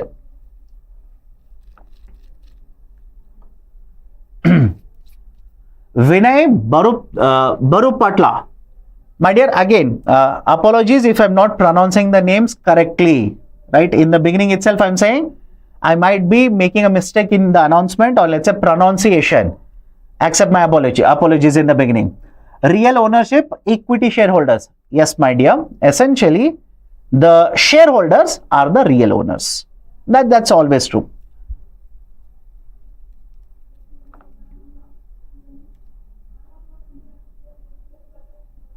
Okay, let's solve this. None of the GSIPs have operations in India. This is wrong. I've told you this. Deutsche Bank. I don't think Deutsche Bank has operations in India. Citibank has operations in India. So remember, yes, some of the GSIPs are operating in India. Okay. RBI and BCBS use the same methodology to identify SIBs. Same methodology. Right. So some of you will say, sir, what do you mean by same methodology? Please have a look at the picture from the report that I've taken. The BCBS GSIB identification methodology involves 5 parameters. Can everybody say this? The BCBS parameters, there are 5 in number. Whereas the RBI's methodology involves only 4 parameters. So is it one and the same? Is it one and the same? Answer is no. Okay. So statement 2 is wrong. In India, only the PSBs are covered under this particular methodology. Only PSBs are covered? No. It could be a public sector bank. It could be even a private sector bank. For example, SBI is a PSB. But HDFC, ICICI, these are private sector banks. So third statement is also wrong. Right option for this question will be option D. None of the statements are correct. So those who have chosen option D, congrats, you're absolutely right. Okay, now can we go forward? Everybody is okay with the articles so far, whichever we have covered. Don't worry about the notes. Don't worry about the points. Do not panic. I will give you these particular points in the handout. All you need to do is breathe. Keep breathing. Have patience. Do not panic, because if you start panicking, your parents will come running inside your room and they will scold me. They will scold me saying that, what are you teaching my kid? Before 8 o'clock, he was so fine. She was so fine. So jovial, laughing, smiling always. But now, looking at articles that you are discussing, they are so much frustrated. Don't panic. Have patience. Do not worry. Understand the concept. Don't worry about the notes. I will give it to you. Okay. Now let me go forward. There are certain articles which are appearing in different newspapers regarding the friction between the government of India and RBI. Friction between the government as well as RBI. Now, I'll not discuss what is being done or what is being stated by which minister, etc. That's not relevant and that's not important also. But these are certain important points. No doubt RBI is owned by Government of India. 100% of RBI is owned by Government of India.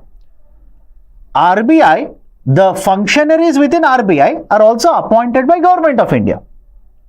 But please understand, it doesn't mean that RBI should work according to the interest of Government of India. RBI plays a very, very important role in the whole economy, mind you, in terms of credit, in terms of employment, in terms of forex market, etc. Reserve Bank of India plays a very, very important role. So it doesn't mean that just because Government of India owns RBI, whatever Government of India says, RBI has to simply follow that. There is no compulsion, and it doesn't work that way as well. However, please understand, there is one section under RBI Act, because Mr. Piyush Goyal talked about this, not about the section, but that RBI should reduce interest rate. Finance Minister also told the same thing. It is time for RBI to reduce interest rates. CEA, Mr. Nageshwaran also said the same thing. Why are you targeting only inflation? Remove food, let's say vegetables, remove fruits, etc. Your inflation rate is 4%. Reduce interest rates. So government officials, one after the other, are basically arguing that RBI must reduce interest rates. But on the other side, the RBI governor has been steadfast and has been of the opinion that it is not the right time to reduce interest rates, because inflation has remained sticky in India. But is there any way? I hope you understand this. This is where UPSC can ask you questions. Is there any way that Government of India will issue an order and RBI has to follow it, or RBI must follow it? Is there any provision in India like that? Yes, there is a provision. Remember this. There is one section under RBI Act of 1934. That particular section is Section 7. Is the point clear to all of you? Section 7 simply states that RBI in consultation, Government of India, not RBI, Government of India, in consultation with RBI, if they issue a directive to RBI in public interest, RBI has to follow it. Is the point clear to everyone? Please do let me know. So, is there any way, any provision in India using which Government of India can enforce its order on RBI? Yes, there is a provision. That is where UPSC can test you. But in addition to this, there is one more, let's say, important discussion regarding concepts that is happening. Very recently, the Department of Financial Services, which is part of the Ministry of Finance, which is under Ministry of Finance, has sent a letter to RBI. And in this letter to RBI, the DFS is arguing that RBI must amend its recent guidelines under two provisions. There are two important set of guidelines which have been issued by RBI. The DFS says you will have to amend them. Please change them. It is affecting the credit growth in the Indian economy. Now, what are these two parameters? Listen to me carefully. One is concept of a project financing. Second one is idea of a runoff, a deposit runoff or bank runoff. What is this idea of a runoff? Let me start with the second one, runoff. Now, the banks collect different types of deposits. They collect different types of deposits. In many of these deposits, there is a problem that the depositor will use internet banking. The depositor will use internet banking and will simply transfer funds, will simply withdraw the funds. So imagine this, a bank has collected deposits, and what if most of the depositors will use internet banking, ATM facility, etc., withdraw money from the bank? Don't you think suddenly the cash that is there with the banking sector will fall down? And now the bank is in a situation where they do not have sufficient amount of money to take care of other banking activities. So what generally is done by RBI is, there is this idea called as a runoff, which says that there are certain types of deposits where the withdrawal of the money, where the money can simply flow outside of the bank very, very quickly. And if that happens, the bank might face a liquidity problem. The bank may not have sufficient amount of money for taking care of other withdrawals. So what you will have to do for that? There is a provision called as liquidity coverage ratio. Remember this. There is a provision called as liquidity coverage ratio. And this liquidity coverage ratio has been implemented in India. What does the liquidity coverage ratio say? What does the LCR say? It simply says that the bank has to estimate in the next 30 days how much money will flow out of the bank. And whatever is the number, 100% of that they will have to maintain in the form of high quality liquid assets. Is the point clear to all of you? Please do let me know. I'll repeat it again. Okay, I'll repeat this again. What does the liquidity coverage ratio say?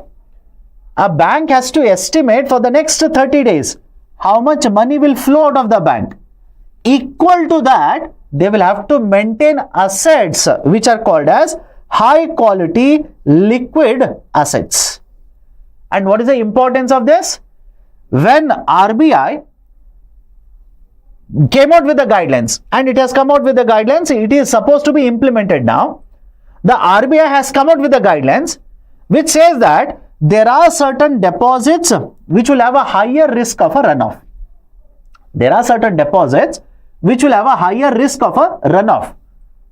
And with you promoting more and more internet banking, with customers, right, using more and more internet banking now, there will be a lot of, let's say, withdrawals which might happen in these kind of bank deposits. So what you need to do? Keep more and more assets. I repeat, keep more and more assets to ensure that if the runoff is higher, if the withdrawal is higher, you will have sufficient amount of assets to take care of your liquidity problem. Is the point clear? Right? Let me repeat it again so that it is, right, let's say, crystal clear to all of you. I'm a bank. I've collected certain deposits. If there is a possibility that this deposit can be quickly withdrawn, which means I may not have this cash to take care of my other activities. So what I will have to do? I will have to maintain more assets. For example, government securities. For example, government securities. I'll have to maintain more assets now so that whenever there is a higher runoff, I will have these assets, sell them in the market and get the money to take care of my other operations. This is essentially one of the provisions, or let's say one of the frameworks which has been proposed by RBI. Now, what is the problem with this? The problem is very simple. Instead of giving a loan now, understand this, instead of giving a loan, now I will have to keep that money in the form of government securities because RBI has asked me to make more provision. Is the point clear? I'll repeat it again. I could have simply collected this 100 rupee, or I have this cash of 100. I could give it as a loan to a company, to a car buyer, to a home buyer. Rather than doing this, now because RBI says runoff might be higher, keep more assets. Now, instead of giving this 100 rupee as a loan, I will have to use this 100 rupee to purchase government securities and keep. And if there is a sudden withdrawal of money, I will have to sell government security, get the cash, take care of other operations. So now tell me, I want an answer from all of you, by the way. If the provisions for runoff, under runoff, if I have to keep more and more amount of money now, don't you think my lending activity would be affected? Correct? All of you able to understand? If the provisions under runoff, I'll have to keep more amount of money, more amount of assets now, my lending activity would be affected. And in case of India, the banks want to give more loans. Why? promote growth, promote demand, promote production, etc. Right? That is one problem. That is the problem. And the second problem is this: project financing. According to the new guidelines, again, which are to be implemented from 2025, according to the new guidelines, RBI simply says, when you give a loan for infrastructure project, have a more provisioning. I'll explain this. Listen to me carefully. When you give a loan for an infrastructure project, which is not operational, which is yet to be constructed, have more provisioning. How much more provisioning? 5% more provisioning. Meaning what? Let's start with a very simple example. Imagine you are a bank. I will take a loan of, let's say, 10 crore rupees from you. And I want to use this 10 crore rupees to construct a road. Now tell me, because of multiple reasons, is there a possibility that road infrastructure project will not be completed? Think of it. Because of multiple reasons. Sir, what are the reasons? I may not get sufficient labor. I may not be able to acquire land itself. I am developing, but Government of India will cancel my license. I am alleged to be involved in a bribery case. Now the project will be stalled. Multiple possibilities are there. So even before the project generates a revenue, there also risk is there. Because imagine I've constructed the road, I want to collect a toll and repay the loan to you. What if sufficient vehicles are not coming on the road? What if sufficient vehicles are not coming on the road? That is also a problem. I will not be able to repay the loan. So even, I hope you understand, even before the project becomes operational, multiple risks are there. That's the reason RBI says, when you give a loan to infrastructure developer, before the, right, let's say before the project starts becoming operational, before the project starts generating revenue, keep more amount of money, because the project may not be completed. You might incur a loss. To absorb the loss, keep extra amount of money. Is the logic okay with all of you? Please do let me know. Is the logic okay? Because if the project is not yet started, if the project starts, risk is there. But before that, there is much bigger risk. So because much higher risk is there, you basically keep more amount of money now. If you incur losses, you need that. But again, look at the problem here. If a bank which is giving a loan for infrastructure is keeping more amount of money rather than lending, is keeping more amount of money in provision form, will this not affect their lending activity?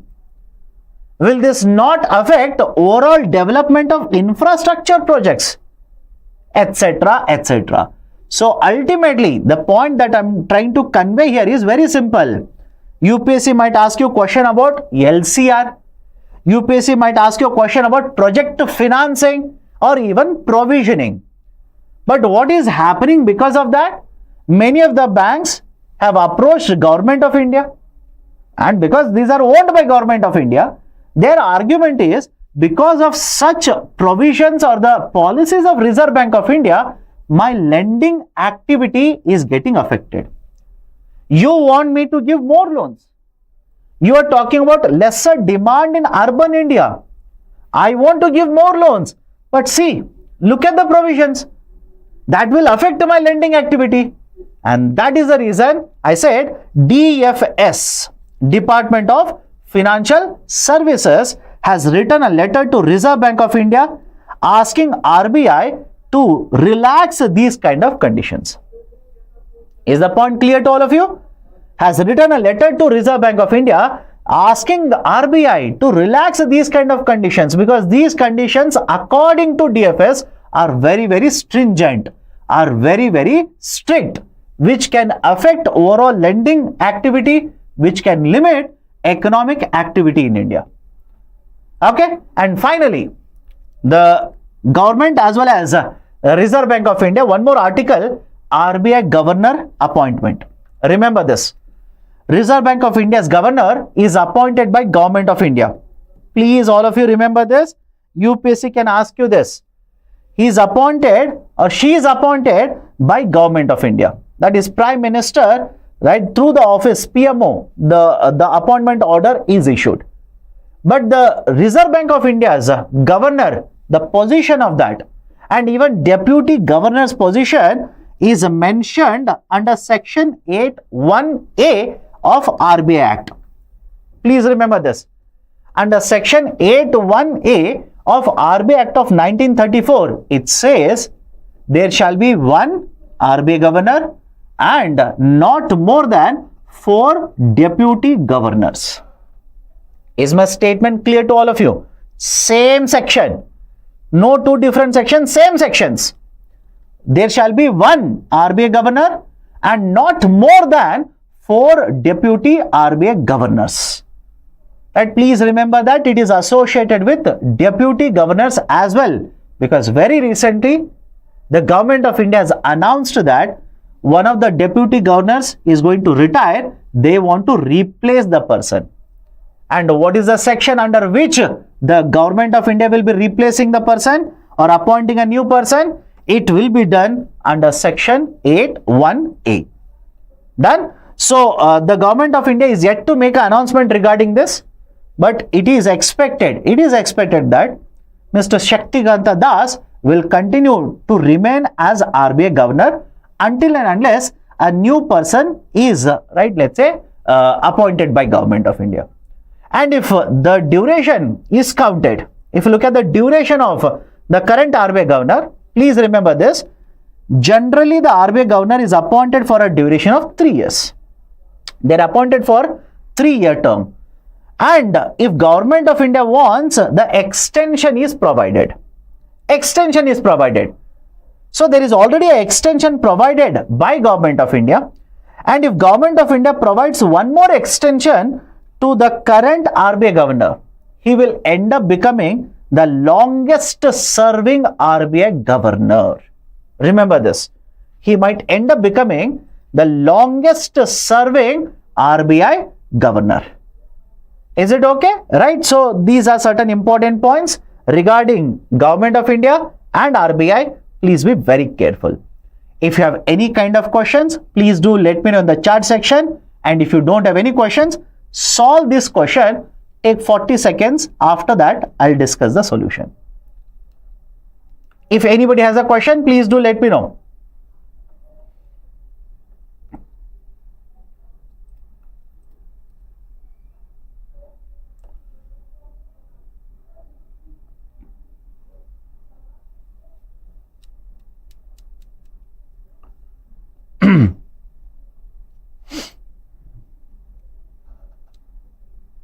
Some of you are saying option B.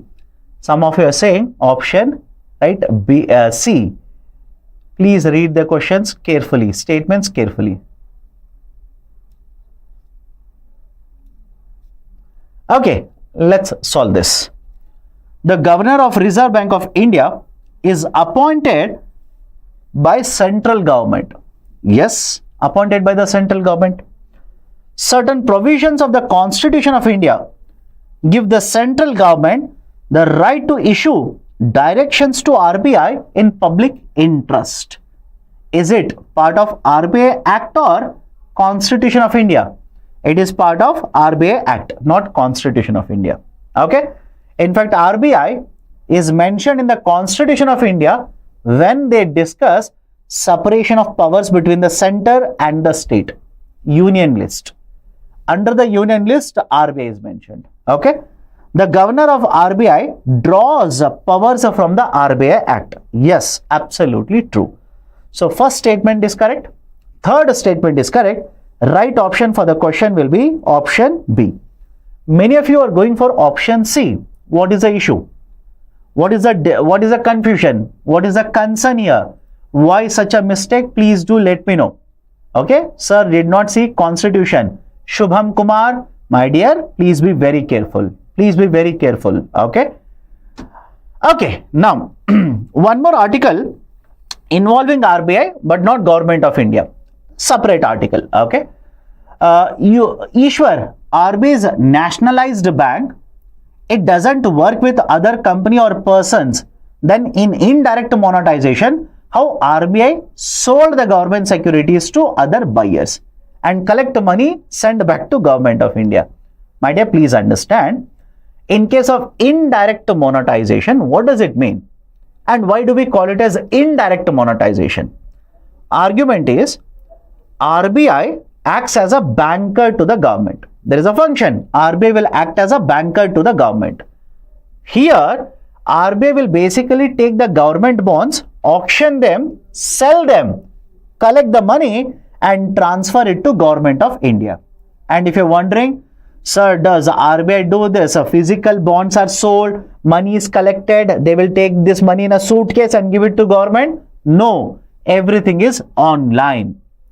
Everything is online. For example, if you are reading newspaper, be honest by the way, and do let me know, have you come across an advertisement by Reserve Bank of India by the name of Retail Direct Guild? Please do let me know. Retail Direct Guild, RDG, Retail Direct Guild Scheme. Very often, an advertisement is given by RBI with this particular title, Retail Direct Guild. It's a new type of a system which has been set up by RBI where you, me, or I, or somebody else, an individual in India, we can directly purchase government bonds through Reserve Bank of India.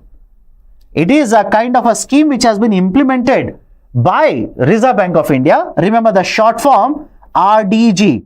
And RDG here is not related to anybody, Retail Direct Guild. Okay, Retail Direct Guild, it is essentially an initiative where we can open an account with RBI and from there we can directly purchase the government bonds. So the reason why it is called as an indirect monetization is RBI is not purchasing government bonds from the government. If they purchase government bonds from the government, that is called as direct monetization. And my dear, under FRBM, Fiscal Responsibility Budget Management Act, under that you cannot purchase, that is RBI cannot directly purchase from Government of India because that will lead to inflationary trend in the market. Is the logic okay? Okay. Now, what is this connection between RBI and FAR? Let me explain. And if you have doubts, please don't hold back. Raise the doubts. Right? I will not simply say, right, you cannot ask me this kind of a doubt and I'll stop the session. Absolutely no. If you have doubts, raise it. Get them clarified. Okay. Now, what is this RBI and FAR that I have written here? FAR simply stands for an initiative of Reserve Bank of India which has been implemented from 2020, which is called as Fully Accessible Route. Fully Accessible Route. Now, what is this Fully Accessible Route? Under Fully Accessible Route, foreign investors, under the Fully Accessible Route, the foreign investors can bring certain amount of money into India and they can invest and purchase certain, underline this, certain specific government bonds. I'll repeat the statement. Listen to me carefully here. Under Fully Accessible Route, foreign investors can bring amount of money and invest and purchase in certain government bonds without meeting kind of a conditions which are generally applicable on foreign investors. So it is a type of a system, a route which has been implemented, introduced by RBI to attract foreign investments only in certain government bonds. And this was there, by the way, couple of months ago in the newspaper, because RBI earlier, I repeat, earlier included 14-year government bond, 30-year government bond under the FAR. RBI had included this under FAR. So RBI now has removed this. In right addition to this, the latest addition to the government bonds which are available for foreign investors to invest and purchase under FAR are basically the 10-year sovereign green bonds. The 10-year sovereign green bonds now are covered under the concept of FER. Foreign investors can bring money into India, invest and purchase these 10-year sovereign green bonds as well as normal 10-year bonds, 5-year bonds, etc. So this is basically an update regarding the tool under Reserve Bank of India, which is by the name of fully accessible route.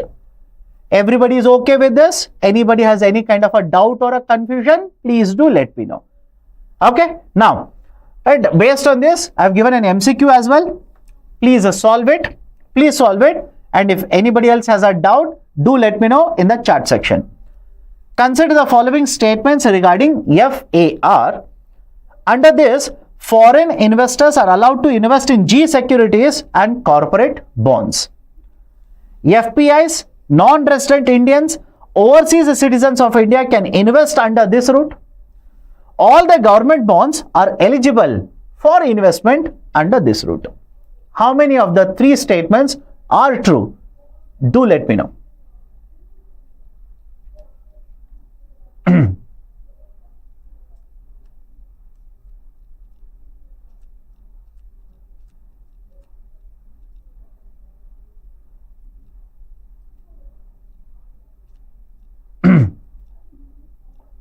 Okay, A, option A. Some of you are saying option B. Some of you are saying option D. The only person who is missing is option C then. Okay. Somebody has to say C. We have covered all the 4 options. Then you can simply say Anekata mein ekata Bharat ki visheshata. Only second is correct. B. Okay, let me start. Lalita, my dear, just give me some time. I'll answer your question. Under this, the foreign investors are allowed to invest in government securities and corporate bonds. Absolutely no. Government securities. RBI will define, RBI will identify which of the bonds are available under this. You can invest only in such bonds. Okay, first statement wrong.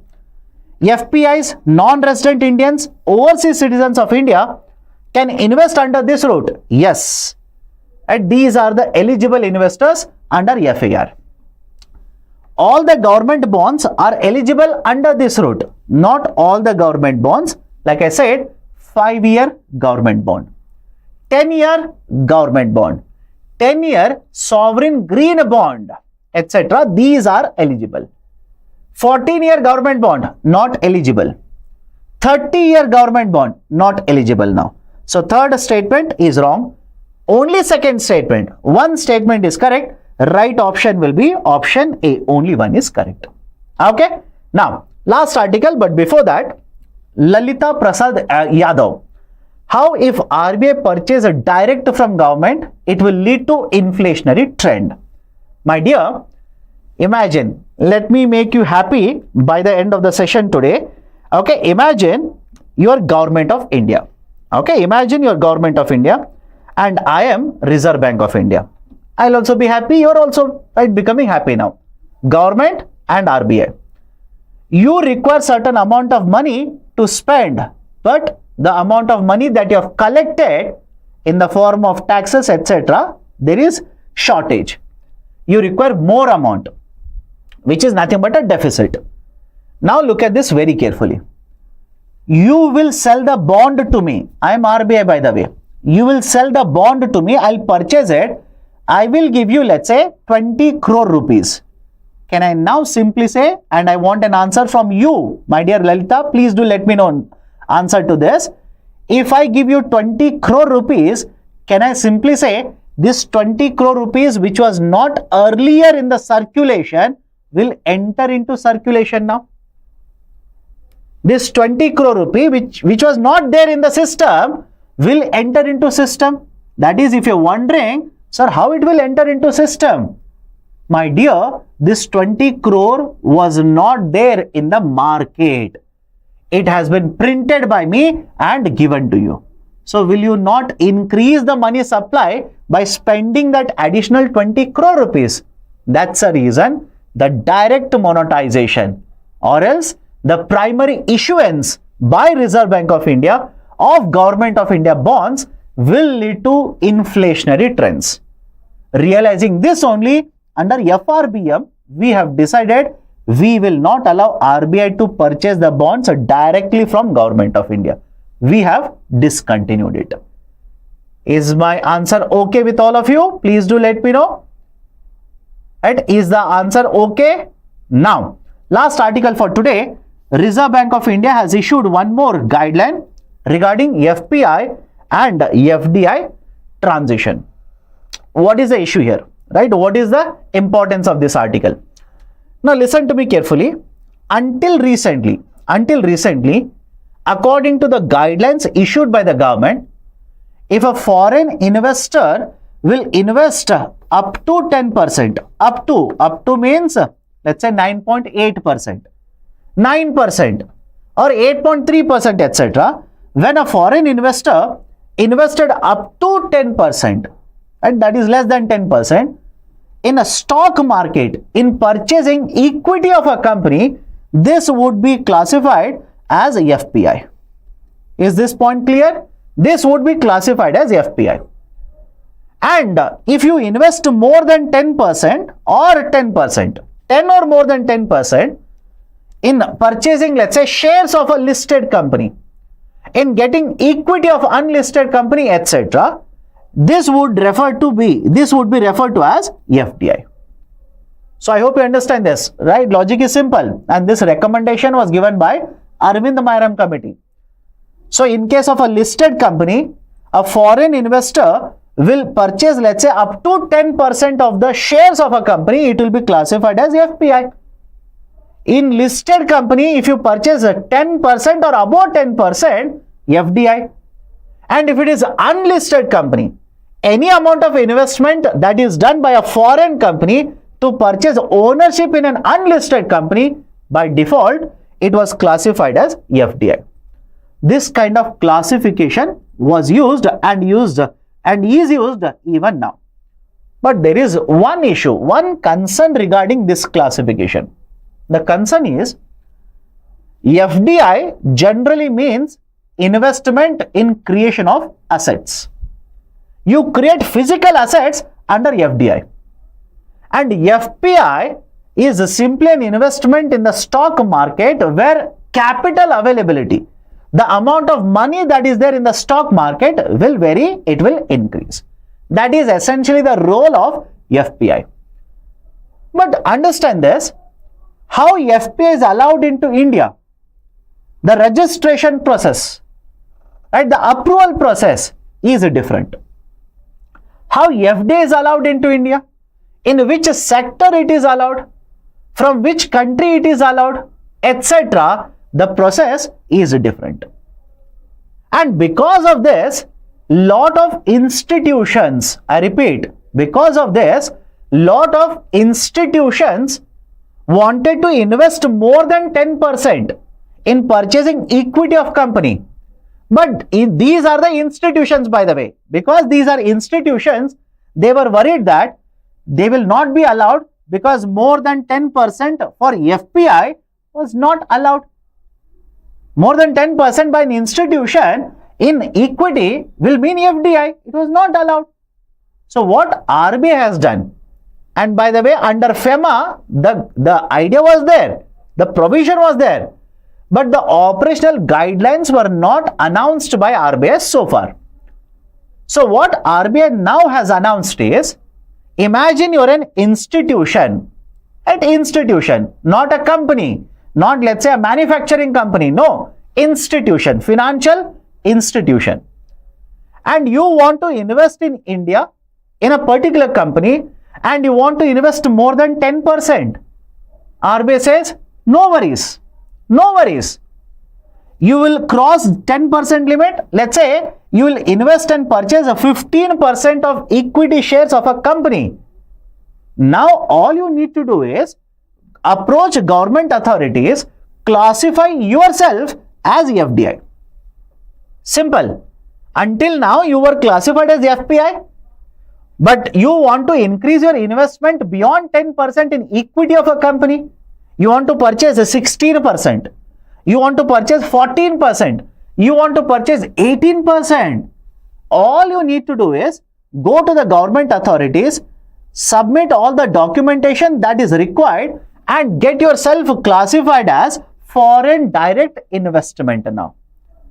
And when you're getting, right, let's say when you're applying for this, if you are coming from certain countries which are neighboring countries, then under FDI, you require approval from the government. Get the approval.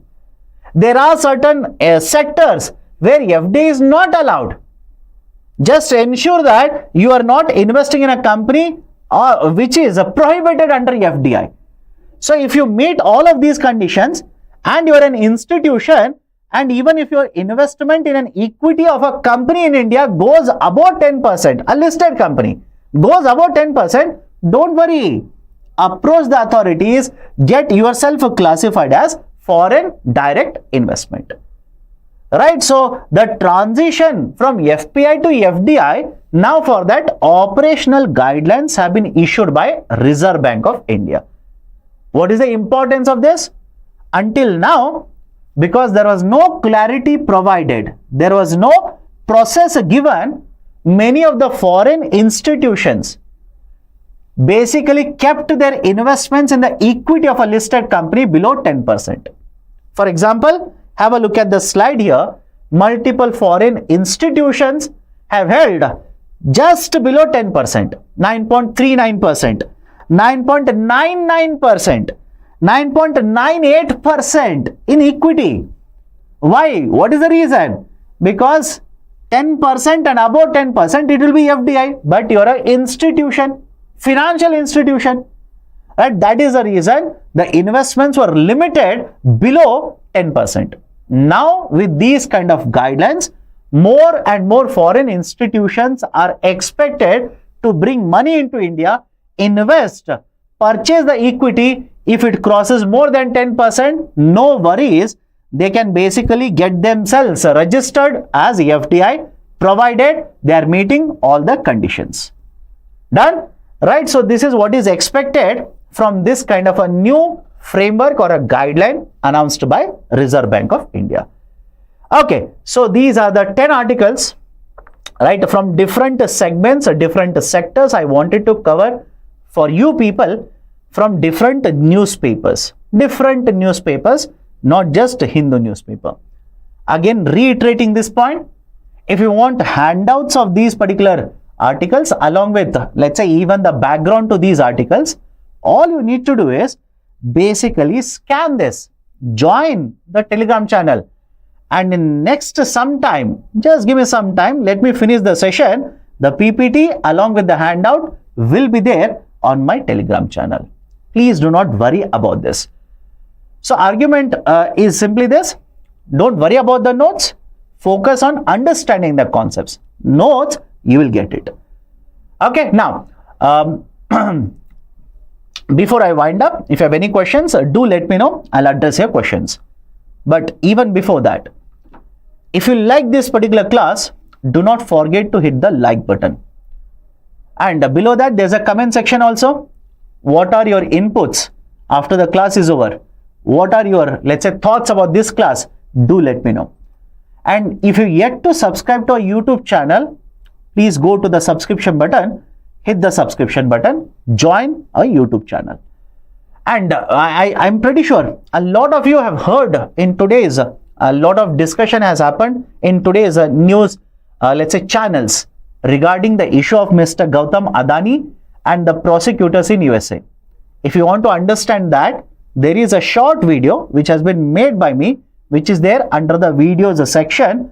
Do watch the video. Okay. Now, if you have any kind of questions, please do let me know. There is no guarantee or wish to fulfill the demands of the Finance Commission? Absolutely yes. Ishwar, please understand, recommendations of the Finance Commission are advisory in nature. These are not compulsory. These are advisory in nature. Okay. Kanishk Goyal, sir, in fully accessible route, only certain government bonds are allowed, not corporate? Yes, my dear. Point number one, not all the government bonds, only some of the government bonds. Who will decide which government bond? Reserve Bank of India. RBI decides which government bond will be available for attracting investments under FAR? Like I said earlier, 5-year bonds, 10-year bonds, 14, 30-year bonds were covered. RBI has removed 14-year bond and 30-year bond. Why? RBI says hardly around 2% of the investments are there of foreign investors under 14 and 30-year bond. So not much needed, not much impact, so remove it. So 5-year, 10-year, now 10-year sovereign green bonds also. Okay. Rushikesh Patil. Sir, is it possible to clear UPSC prelims with the 6 months of dedication of self-studies? Of course, yes, my dear. Of course, yes. But all you need to do is have a proper plan. Make a plan. Right? So, make a plan next 1 month. Right? After that, this subject. Please make a plan. Stick to the plan. Don't panic. Do not listen to your friends who will keep on telling you, read that book, read this book, right? Read 3 books for economy, etc. Don't waste your time. Read one standard source, more than sufficient. Okay. Lalita Prasad Yadav, you have mentioned, sir, under municipal topic states of functions, regulations of land use and construction. What is meant by this? My dear, whenever construction has to happen, you need certain approvals. Once the house is constructed, property taxes are collected. Who do you think will provide for all of this? It is provided by municipalities. It is provided by municipalities. Okay? Any other doubts or questions regarding whatever I've discussed in the session? Please do let me know. Any other doubts? No doubts? Okay. So, last but not the least, right, don't worry about, right, let's say a lot of, let's say static portion in economy. Limit your reading to required portion from Indian economy. Even in current affairs, don't panic. Reading only Hindu, as far as I'm concerned, is a problem. Sir, what about other newspaper articles? I'm discussing that in the UCAN session. And if you want, right, listen to me very carefully. If you want, every Saturday, to anybody who is there in the group, I generally provide list of articles from different newspapers, from Economic Times, from Hindustan Times, from Mint, from Business Standard, etc. On weekly basis, I generally provide around 15 articles from different newspapers. What you need to do is download and read. I'll give you the link, download and read. Reading is more important, not just downloading. So read. Regarding descriptive answer writing, I also do one exercise with the people, that is learners in the group. I'll give you articles, editorials, and I'll give you a question related to the same concept. Can you read the editorial and frame an answer in 150 words for the question given by me? Try it out. For that, again, all you need to do is simply join the group, and I'll promise you I'll take care of these things every week, right? All you need to do is join.